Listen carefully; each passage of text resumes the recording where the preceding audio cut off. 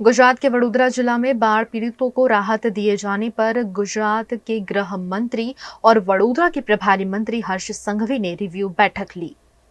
गुजरात के वडोदरा में बाढ़ के बाद राहत की कार्यवाही की जानकारी लेने के लिए गुजरात राज्य के गृह मंत्री और वडोदरा के प्रभारी मंत्री हर्ष संघवी ने कलेक्टर कार्यालय में बैठक का आयोजन किया, जिसमें वडोदरा जिला कलेक्टर बिजल शाह, सांसद डॉक्टर हेमांग जोशी समेत के नेताओं की उपस्थिति रही।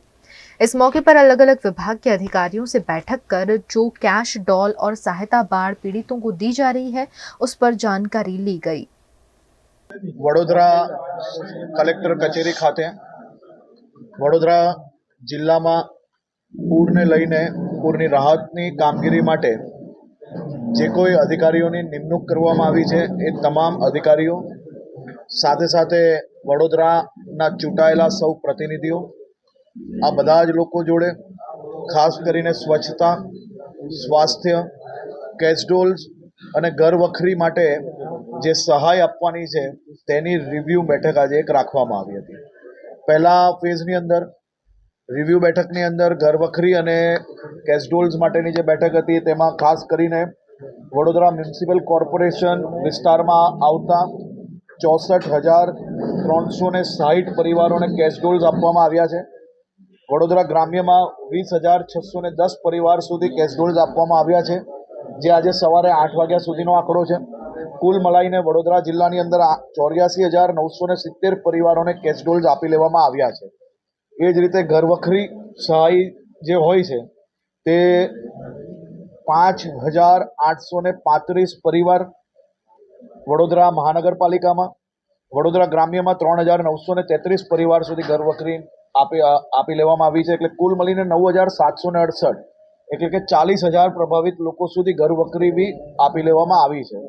આની ખાસ કરીને ચૂંટાયેલા પ્રતિનિધિઓ અને બીજા અધિકારીઓને બી જણાવવામાં આવ્યું છે કે કોઈ બી પ્રકારની લોકોની માંગણી હોય કે રહી ગયું હોય, કોઈ બી વ્યવસ્થાઓ કોઈ બી જગ્યા પરથી ફરિયાદ આવે તો તે તાત્કાલિક કલેક્ટર કચેરીની અંદર જે નોડલ ઓફિસર છે એને जानकारी આપવામાં આવે અને તાત્કાલિક એમના દ્વારા ટીમ મોકલીને ઘરવખરી અને કેશડોલ્સની રકમ આપવામાં આવશે એ પ્રકારની વ્યવસ્થાઓ કરવામાં આવી છે।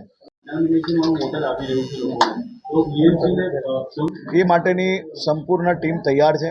જ્યાં જ્યાંથી ફરિયાદ આવે છે ત્યાં તાત્કાલિક ટીમ મોકલવામાં આવે છે અને એનો નિકાલ ઝડપથી લાવવામાં આવશે। કોઈ બી જગ્યા પર આ પ્રકારે ધ્યાનમાં તમને બી આવે તો ભલે ન્યૂઝમાં તમે ચલાવી શકો કે ના ચલાવી શકો, પરંતુ અમને જરૂરથી જાણ કરજો, મેસેજથી અમે તાત્કાલિક કરી લઈશું। સર યોગેશભાઈએ કીધું છે કે બધા ધારાસભ્યોને મારી માંગણી કે વડોદરાનું સ્પેશિયલ પેકેજ આપવામાં આવે।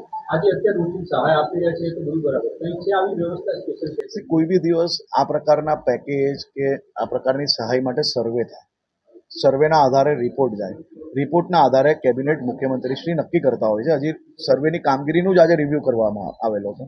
એના માટે હજી વધુ કેટલા અધિકારીની જરૂર છે ઝડપથી સર્વે કરવા માટે, એના માટે આવેલો તો હજી જેટલા અધિકારી માંગ્યા છે એના માટે અમે લોકો બીજી 100 જણની ટીમ માત્ર સર્વે માટે અલગથી મોકલીએ છીએ। अच्छा हर्षभाई, જે પ્રકારની પૂરની પરિસ્થિતિ ઉત્પન્ન થઈ, લોકોને ઘરવખરી માટે 2500 રૂપિયાની સહાય આપવામાં આવી, પરંતુ લોકોમાં રોષ છે કે અમે જે નાના વ્યક્તિઓ છે તેઓ પાસે વીમો નથી, તો એ લોકો માટે 2500 રૂપિયા યોગ્ય છે? તમામ લોકોમાં આ સવાલ છે। जी, आ देशમાં કોઈ બી રાજ્યની અંદર આ યોજના ઘરવખરી હોય, કેશડોલ્સ હોય એ નિયમ પ્રમાણે આપવામાં આવતું હોય છે, પરંતુ એના પછી સર્વે ચાલે છે। સર્વેની અંદર આ બધા જ લોકોની જે નુકસાની છે એનો એક રિપોર્ટ બનશે અને એના ઉપરથી સરકાર નક્કી કરતી હોય છે।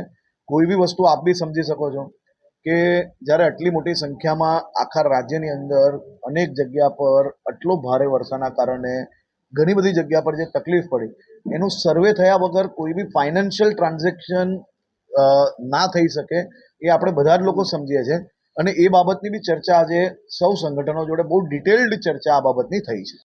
ભાજપના લોકોને જોઈને લોકોમાં ક્યાંક નારાજગી છે, લોકો ક્યાંક ગેરસમજો ઊભી થાય છે, કીટ લેવાનો પણ લોકો ઇનકાર કરે છે, એવું કે ગો બેક।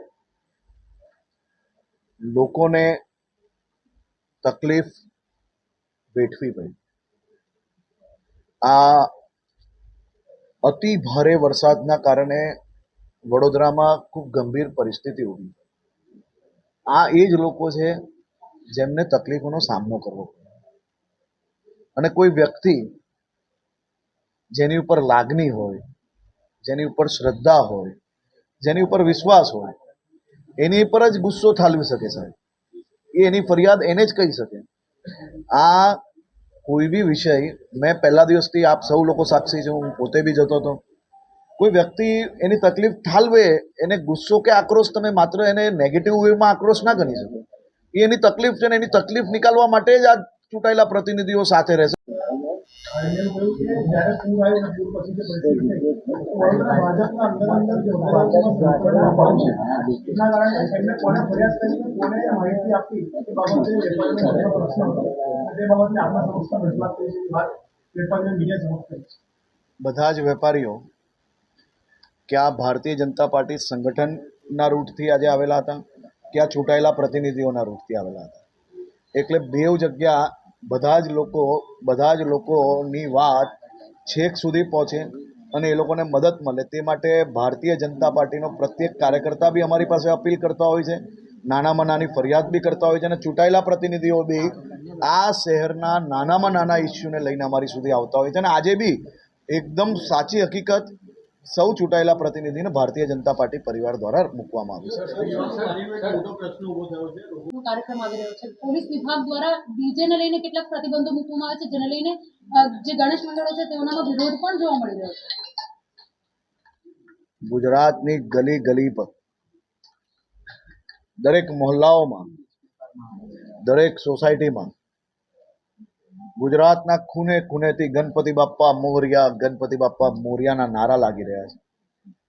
અને આ નારા હજી વધુ બુલંદ થાય તે માટે સૌ ગણપતિ મંડળો ખૂબ ઉત્સાહપૂર્વક વડોદરાના ખૂણે ખૂણે ગણપતિજીની સ્થાપના કરો, આનંદથી ઉત્સવ બનાવો, કોઈ બી પ્રકારની તકલીફ ના પડે તે માટેની સંપૂર્ણ સૂચના આપવામાં આવી છે. અને આ પ્રકારનું પાલન બી જરૂરથી થશે. આપણા રાજ્યની અંદર ગણપતિ હોય કે નવરાત્રિ હોય, લોકોએ આનંદ અને ઉત્સાહથી મનાવવાનો છે. અને આનંદ અને ઉત્સાહથી આ તહેવાર મનાવવામાં આવશે, અદ્ભુત રીતે મનાવવામાં આવશે. વડોદરાની અંદર હું પોતે 2 દિવસ ગણપતિમાં આવવાનો છું, મંડળ જવાનો છું. ગણપતિ બાપ્પા મોરિયાના નારા વડોદરાના ખૂણે ખૂણે બુલંદથી નારા લાગશે એ પ્રકારની વ્યવસ્થા કરવામાં આવી છે. ગણપતિજીના ગીત વાગે એમાં કેના માટે ભાઈ તકલીફ હોઈ શકે? ઉત્સાહપૂર્વક વગાડી શકે છે, એમાં કોઈ તકલીફ નથી ને કોઈ તકલીફ નહીં પડે.